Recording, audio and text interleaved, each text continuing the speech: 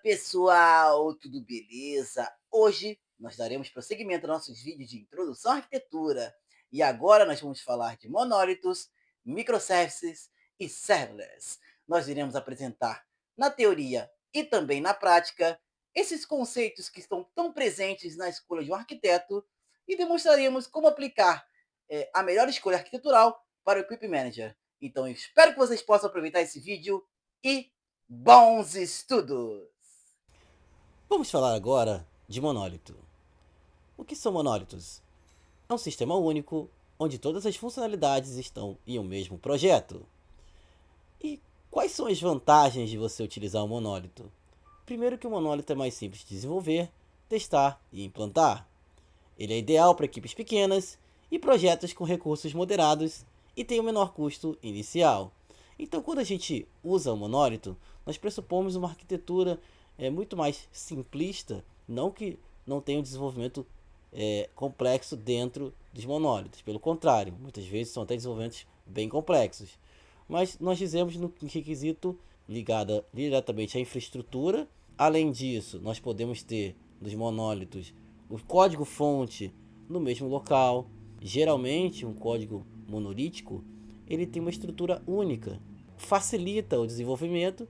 Isso causa, né, um desenvolvimento mais simplificado. Nós sabemos onde estão as coisas, né? Então, equipes pequenas e projetos com requisitos moderados, eles suportam bem, né, a utilização de monólitos, né? Então, tem um custo menor também, porque se eu não crio várias estruturas diferentes, várias para cada funcionalidade, então eu tenho essas funcionalidades concentradas em um mesmo local, acaba que no custo inicial fica menor. E a desvantagem é que pode se tornar difícil de escalar ou modificar conforme o sistema cresce. E a aplicação no Equip Manager é uma boa escolha se o objetivo é entrega rápida e fácil manutenção inicial. Seguimos em frente agora, falando de microservices. Os microservices são sistemas divididos em serviços independentes, cada um com a sua função. E quais são as suas vantagens? Escalabilidade granular, escala serviços individuais, melhor isolamento de falhas e permite que equipes trabalhem de forma independente. Então, quanto com a simplicidade do monólito, ela está justamente em usar estruturas que são aproveitadas por várias funcionalidades, a mesma estrutura por várias funcionalidades. Nos microservices, nós temos uma estrutura para cada funcionalidade. Então fica muito mais fácil escalar qual o serviço, né? Ou seja, aumentar a infraestrutura, colocar mais velocidade, mais desempenho nos servidores, fazer essas alterações por serviço. Então, tem o serviço de cadastro de usuário, teria uma infraestrutura. Tem o serviço de cadastro de equipamento, teria uma outra infraestrutura. Isso garante também o melhor isolamento de falhas, que eu posso dizer exatamente qual serviço que está com a falha. O monólito seria um pouco mais complexo, dá para encontrar com outras técnicas, porém não é separado, né, como um serviço independente, então fica um pouquinho mais difícil, né, embora seja possível. E também permite que equipes trabalhem de forma independente. O monólito, para que equipes trabalhem de forma independente, é mais complexo, né? Não que não seja possível, mas é mais complexo. Um microservice, naturalmente, por ter estruturas separadas, faz com que o normal seja que as equipes possam trabalhar de forma independente. Então, essa é uma grande vantagem de microservices, né? E quais são as desvantagens? Primeiro, a maior complexidade inicial. Então, o deploy, a comunicação entre serviços, todas elas são totalmente separadas.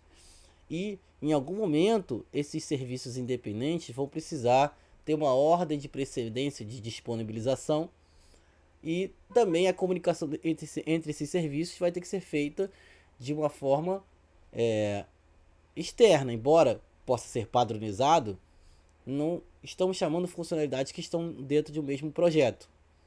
Cada funcionalidade está separada em um local e isso vai trazer uma complexidade. Como fazer esse deploy de maneira correta, como que a comunicação entre esses serviços pode ser mais fluida, né? Então essa é uma desvantagem de microservices, além do que pode ser desnecessário para sistemas pequenos. Então, criar toda uma estrutura mais complexa, até diria mais cara, dependendo. Em sistemas pequenos você poderia enxugar esse custo, poderia tentar, né, validar outras funcionalidades primeiro, validar a funcionalidade inicial primeiro, para depois entrar com microservices, porque ele acaba trazendo uma complexidade muito grande e outras aplicações que são acopladas a monitoramento de microservices também são mais complexas pela sua natureza, porque são múltiplos serviços.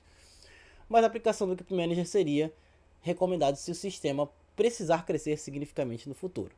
Então a gente vai guardar essa informação porque nós vamos decidir entre as três possibilidades que nós estamos falando aqui nesse vídeo. Seguimos em frente agora falando de serverless. E o serverless ele é baseado em funções independentes que são executadas sob demanda. Exemplo, AWS Lambda. Então, essas funções independentes são executadas sob demanda. Nós citamos um exemplo de funcionalidade que vai ser executada em uma nuvem que é de contratação pública, mas poderia ser uma nuvem de contratação privada, híbrida, ou seja, não necessariamente usar serverless significa que eu vou usar a AWS. Só significa que eu vou executar a minha funcionalidade com uma infraestrutura totalmente fornecida por algum provedor, né? E isso tem algumas vantagens. Você vai escalar automaticamente, porque essas funcionalidades que nós estamos falando, elas vão ser incluídas dentro da infraestrutura do próprio provedor, que sabe como executar, como escalar. Basta que nós apenas incluamos o código que vai fazer aquela funcionalidade ser codificada na linguagem suportada pelo provedor. Importante dizer que se paga apenas pelo uso, então não tem custo de infraestrutura ociosa. Um exemplo, existem necessidades esporádicas que podem compensar, né, a utilização de serverless, porque se temos sistemas que têm picos de uso, ou seja, eu uso um sistema em algum ponto do dia, rapidamente por um tempo, então fica muito mais fácil de levantar essa infraestrutura com serverless, né, e disponibilizar por algum tempo e depois finalizar a utilização, ao invés de uma arquitetura tradicional em que nós teríamos que programar uma forma de desligar os servidores caso a gente quisesse economizar, né? Porque um servidor ligado 24 horas por 7 dias, ele tem um custo maior do que um servidor que fica ligado 1 hora durante a semana, né? Custos ligados justamente tanto seja nuvem, seja o servidor que a gente chama de on-premise, que é o servidor da própria empresa, tem custos de manutenção elétrica, né? Custos elétricos do computador, dos servidores ligados. Então, o serverless ele vem para facilitar, né, esse tipo de situação em que precisa se economizar e que sabe-se que aquela funcionalidade vai ser executada esporadicamente. E tem algumas desvantagens. Primeiro, a dependência de provedores de nuvem. Então, geralmente o serverless você vai pegar um provedor público ou privado, então tem essa dependência para poder ter essa execução do código. E geralmente é mais difícil de depurar e testar localmente. Existem provedores de serviço, nós não vamos entrar no como, mas que tem essa possibilidade de teste local, porém é um pouco mais complexo para que isso funcione corretamente. E para o Equip Manager, a aplicação seria o seguinte: é uma boa opção se o uso for esporádico, como consulta de equipamentos em períodos específicos. Então, cada uma dessas arquiteturas que nós vimos até agora, elas têm pontos em que poderiam ser utilizados. Porém, para afirmar realmente que nós vamos poder ou não utilizar, nós precisamos dar um passo à frente e obter mais informações para que a gente possa ter essa decisão de qual arquitetura utilizar. E para isso, pessoal, nós precisamos decidir qual arquitetura que nós vamos utilizar no Equip Manager. E para decidir qual arquitetura usar no Equip Manager, precisamos realizar mais entrevistas, como nós estamos detalhando abaixo. Primeiro, uma entrevista com o time técnico, que vai definir o contexto que o time técnico se enquadra e de que forma ele pode realizar entregas imediatas de valor. Então pensem no seguinte: nós precisamos também considerar numa arquitetura a capacidade do time técnico de desenvolver soluções dentro da estrutura definida. Além disso, nós teremos uma entrevista com o stakeholder. Por quê?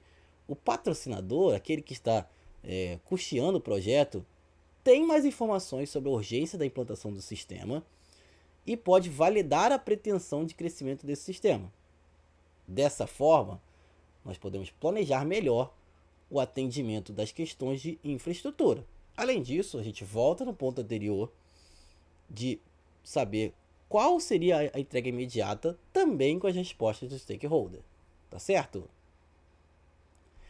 Bom, nós iremos entrevistar alguns membros do nosso time. Vamos falar primeiro com a Carla, que é líder técnica, que tem experiência em desenvolvimento back-end, com foco em arquitetura de sistemas. Já trabalhou em diversos projetos, como monólitos ou microservices, então é um profissional bem experiente. O Pedro, desenvolvedor back-end sênior, que é um especialista em Java e Spring Boot, tem alguma experiência com microservices, mas está mais confortável com monólitos bem organizados. Então, o Pedro ele tem experiência, mas ele já atuou mais em projetos de monólitos com organização melhor. A Ana, que é engenheira DevOps, ela cuida da infraestrutura, deploys e escalabilidade. Tem grande familiaridade com Kubernetes, Docker e ferramentas de CI/CD. Então ela vai nos ajudar nessas questões que são necessárias para criar essa infraestrutura e fazer com que o time técnico consiga colocar este código que desenvolver para ser disponibilizado nos sistemas da empresa. E por último, o Lucas, que é o desenvolvedor back-end, ele começou na área recentemente. Tem conhecimentos básicos de Java e Maven, mas nunca trabalhou em sistemas distribuídos. Essas 4 pessoas serão entrevistadas e nos apoiarão, nos informando, né, nessas entrevistas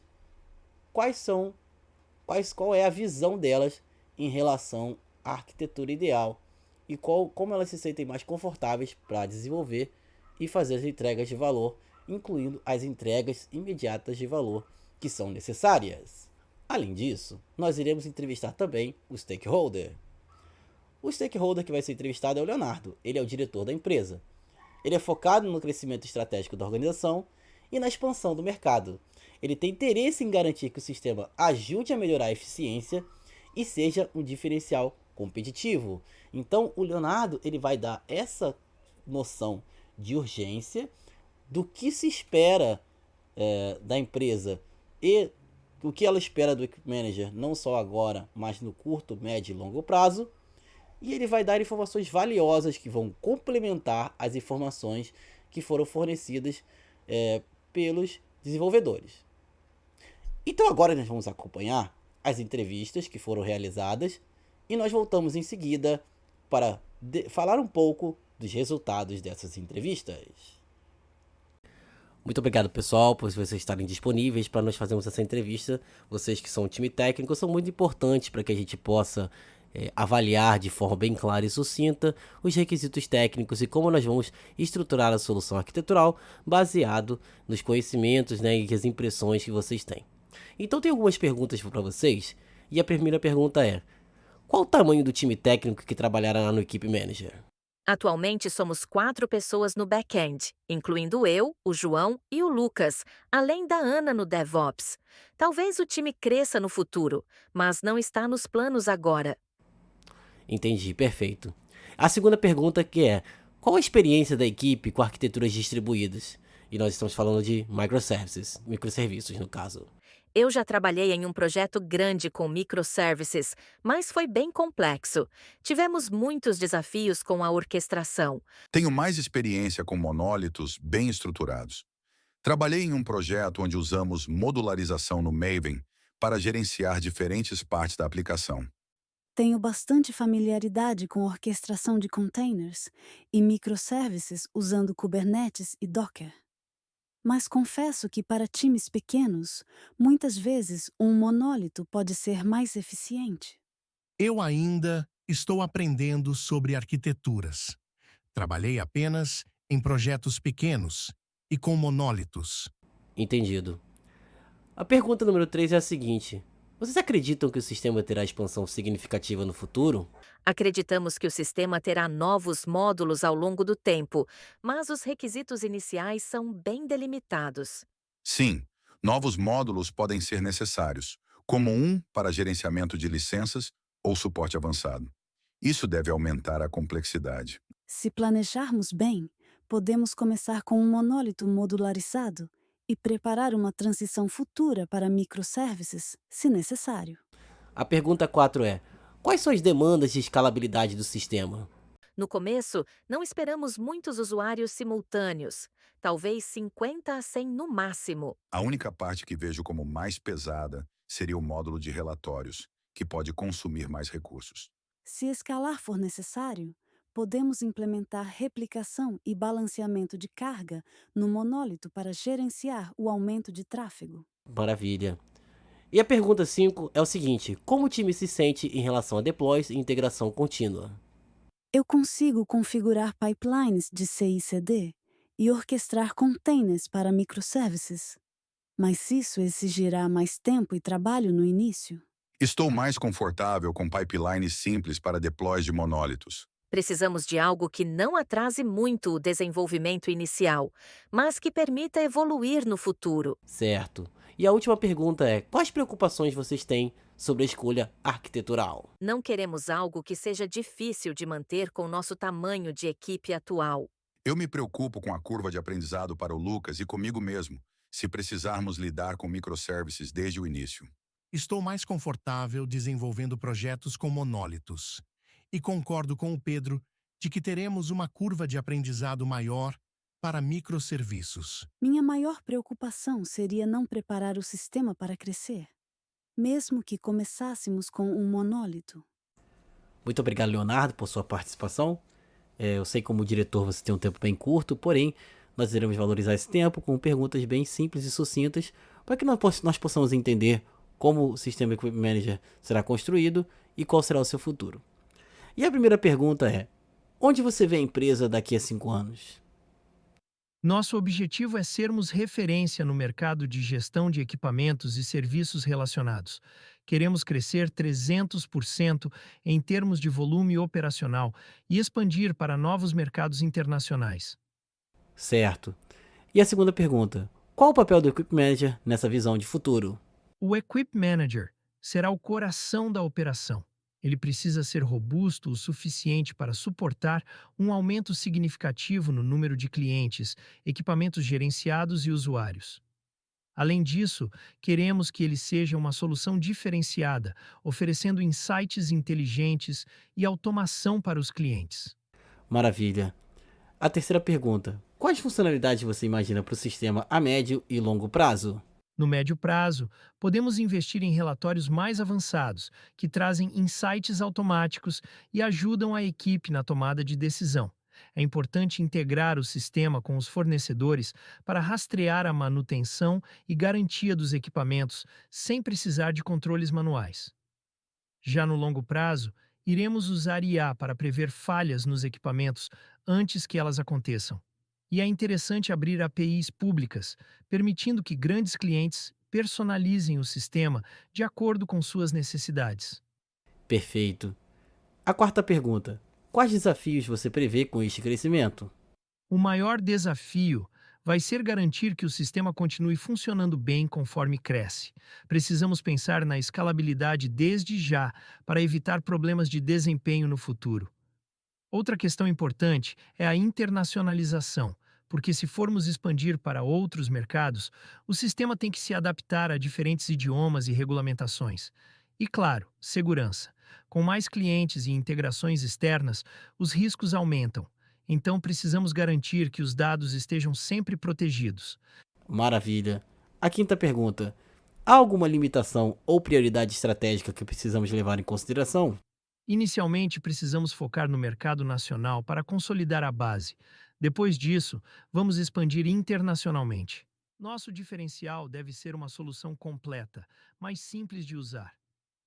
Não podemos complicar tanto, a ponto de afastar os clientes. E a última pergunta: como o sistema deve apoiar o time e os clientes no crescimento? Para o time interno, o sistema precisa simplificar o dia a dia, automatizar processos repetitivos e reduzir o tempo gasto com tarefas manuais. Já para os clientes, a experiência tem que ser fluida, com informações centralizadas e insights que ajudem a aumentar a eficiência deles. Quanto mais o sistema ajudar na operação, mais ele se torna um diferencial competitivo. Então, pessoal, nós voltamos agora falando sobre os direcionadores arquiteturais. Bom, após essas entrevistas, nós vamos listar os principais fatores que influenciam nossa escolha arquitetural. Primeiro, a escalabilidade. Temos a noção de que o sistema precisa crescer sem comprometer desempenho. Modularidade. Novas funcionalidades devem ser adicionadas sem impactar a infraestrutura existente. Suporte a web e mobile. Deve ter uma API bem definida para múltiplos clientes. E quando a gente olha para o que foi falado nas entrevistas, também lembramos do que é importante em curto prazo e longo prazo. Em curto prazo, é um MVP, uma entrega de valor, em 3 meses. Precisamos de algo funcional rapidamente. Então, temos 3 meses para entregar uma funcionalidade em curto prazo e ela precisa estar pronta para a utilização. E em longo prazo, que são os 5 anos de expansão, citados nas entrevistas, especialmente do Leonardo, que a arquitetura precisa suportar novas integrações e também inteligência artificial. Então, esses direcionadores são importantes para as nossas decisões a seguir. Então, dado que precisamos de algo rápido para entregar, que é o MVP, nossa entrega de valor, mas flexível para crescer, nós analisamos 3 opções. Primeiro, monolito modular. É simples de desenvolver, rápido para MVP e tem uma menor complexidade inicial. Essa é uma opção. Porém, tem um contra, que pode dificultar a escalabilidade a longo prazo. A segunda opção, microservices. O pró dela, nós temos como vantagem, é facilitar a escalabilidade e a modularidade futura. Porém, tem contra, que exige mais esforço inicial e tem uma complexidade de deploy. E temos uma terceira opção, que é arquitetura híbrida, usando monólito e microserviços. Isso mantém a simplicidade inicial que nós precisamos, inclusive para o MVP, e permite uma transição para microserviços conforme necessário. Então, a ideia é que nós iniciemos na arquitetura híbrida com o desenvolvimento de monólito, mas que evitemos o acoplamento, que é o contra. Se a gente tem uma arquitetura híbrida, o monólito ele pode trazer um acoplamento, ou seja, as funcionalidades estão tão juntas, foram desenvolvidas de forma tão ligada, que fica quase que impossível separar isso em serviços diferentes, porque elas são totalmente dependentes uma das outras. Então teremos que fazer um bom planejamento para evitar esse acoplamento. A equipe desenvolvedor ela é bem experiente. Além disso, nós contamos com que eles tenham maturidade para fazer com que essa arquitetura híbrida funcione, tanto tecnicamente como no levantamento das regras de negócio. Então, a arquitetura híbrida, justamente com base em tudo que a gente falou, foi a decisão que nós tomamos. Optamos por um monólito modular no MVP, com separação clara de módulos e APIs bem definidas. Conforme a aplicação crescer, os módulos críticos de autenticação, relatórios e IA podem ser extraídos para microserviços. Então, a criação do monólito vai ser modular. Nós iremos separar em módulos e organizá-la para que uma segregação em microserviços futura seja uma migração a ser realizada, porém não seja tão complexa quanto no caso de construirmos um monólito sem essa visão modular, de separar as funcionalidades em módulos, portanto. Com base nisso, nós iremos ao nosso próximo material, que é a estrutura da aplicação.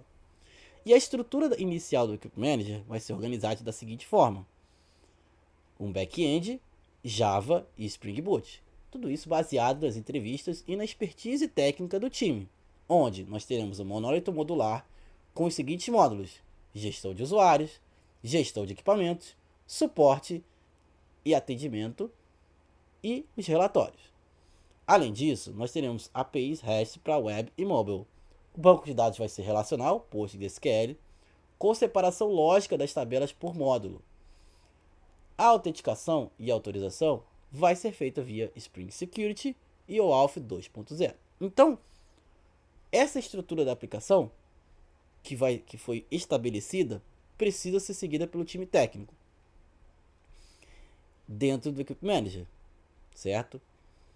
É importante dizer que nós vamos colocar nos nossos vídeos a construção desse sistema para que a gente possa validar se a arquitetura definida estava de acordo com as necessidades e o desenvolvimento técnico, tá certo? Então, nós iremos nos próximos vídeos aprofundar cada parte desse desenvolvimento, mostrar essa profundidade para que vocês tenham uma visão arquitetural do início ao fim, tá certo? Seguimos em frente agora, falamos de front-end. A equipe de desenvolvimento irá usar React.js para painel administrativo e na parte mobile usará React Native para facilitar o desenvolvimento, pois o time tem o maior domínio em JavaScript.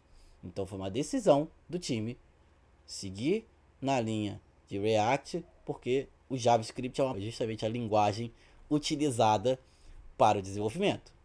E para infraestrutura e deploy, a decisão foi usar containers Docker para facilitar o deploy e a transição futura para microserviços. Então, inicialmente, a gente já vai ter os containers Docker. Usaremos CI/CD, e aí qual CI/CD nós vamos usar vai ser definido nos próximos encontros, para automação de testes e releases. E a hospedagem inicial vai ser em cloud, que nós vamos também definir nos próximos vídeos qual o provedor, com a escalabilidade já planejada. Hein? Vamos usar a cloud porque nós temos uma escalabilidade planejada disponível e a empresa não tem nenhuma restrição quanto ao uso de cloud. Facilita também essa questão de escalabilidade, de provermos mais recursos conforme a necessidade do Equip Manager. Então, com esse estabelecimento da estrutura de aplicação, nós encerramos a parte que diz respeito a monólitos, microservices e serverless no nosso vídeo de hoje. Então, pessoal, esse foi o nosso vídeo de hoje.